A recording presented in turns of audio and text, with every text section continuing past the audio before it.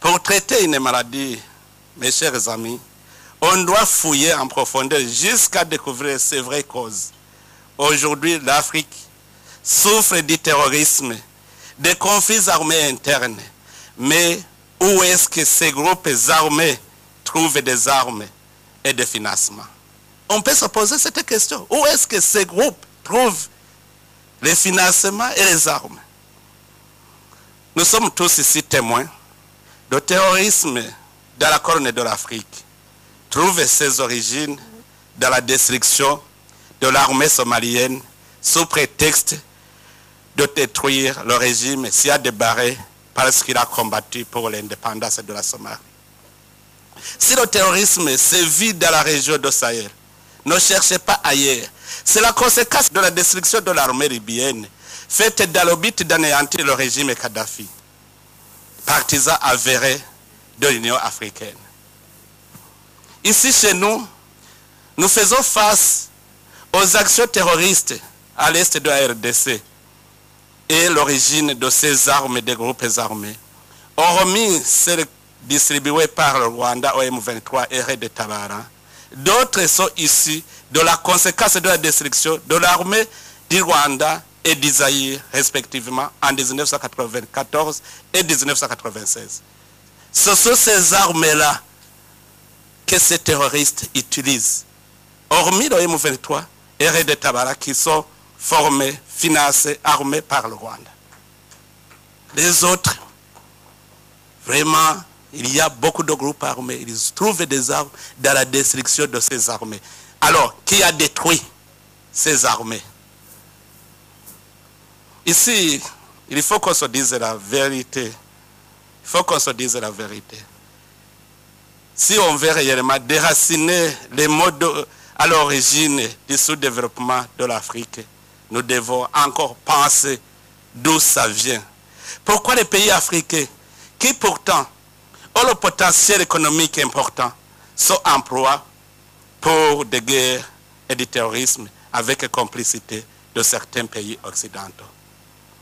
Vous voyez ce qui se passe ici, tout près de chez nous. Pourquoi ce silence? Est-ce que la communauté internationale ne voit pas les conséquences?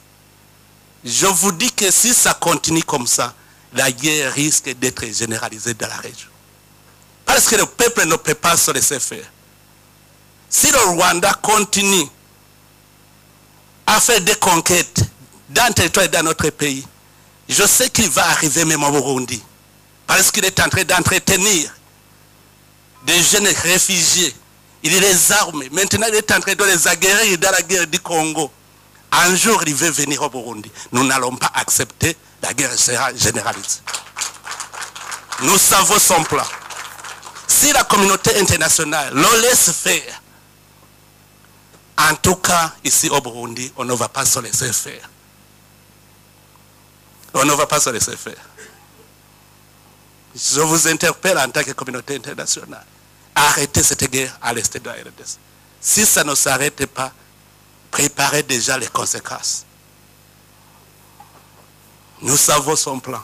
Si nous avons négocié et que nous sommes arrivés à un accord pour remettre ces criminels, ils les acceptent, ils ne disent pas qu'il y a ces criminels, mais qu'au moment de mettre en œuvre, de nous remettre ces criminels, ils tournent le dos. On avait terminé les négociations, il ne restait qu'à mettre en œuvre. Pourquoi ils les conservent chez eux? C'est pour du bien du Burundi. C'est qu'il est en train de préparer quelque chose contre le Burundi. Et heureusement, les Burundais sont avertis. Le peuple burundais est averti. J'appelle encore une fois la communauté internationale à prendre cela au sérieux. Si nous sommes attaqués, préparez-vous aux conséquences. En tout cas, le Burundi ne va pas se laisser faire. S'il vous plaît, arrêtez cette guerre à l'est de la RDC. Nous savons son plan.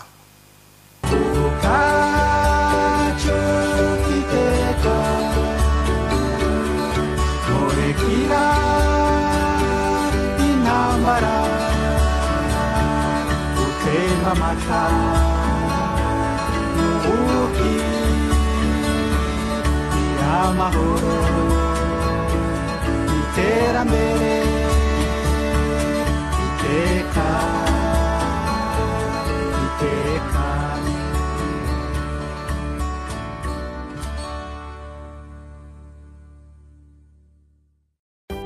Radio